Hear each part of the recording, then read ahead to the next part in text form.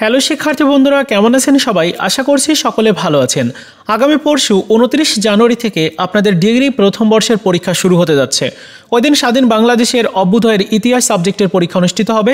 আপনি যে গ্রুপে আছেন না কেন, এই সাবজেক্টটা আপনার আছে, মানে আবশ্যিক বিষয়।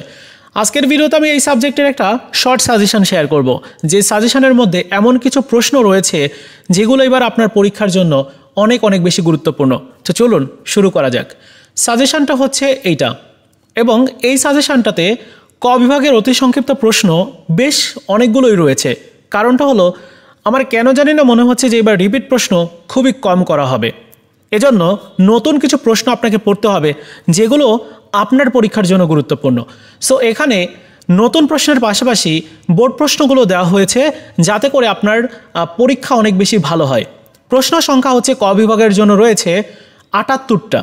এই 78টা প্রশ্ন অন্তত এই যে কয়েকটা দিন আপনার কাছে আছে, এই কয়েকদিনের মধ্যেই কমপ্লিট করতে হবে।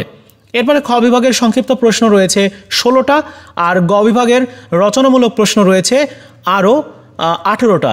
এই হচ্ছে মোটামুটি আপনার পুরো সাজেশনটা।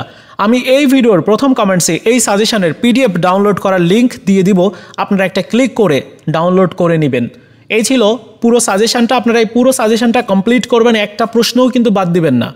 আর যদি মনে হয় যে এই সাজেশনের মধ্যে কিছু গুরুত্বপূর্ণ প্রশ্ন স্কিপ থেকে গেছে, সেই প্রশ্নগুলো পড়া প্রয়োজন, তাহলে আপনার মতো করে আপনি পড়বেন। ওকে, তো এই ছিল ভিডিও। ভালো লাগলে লাইকস, কমেন্টস এবং শেয়ার করবেন।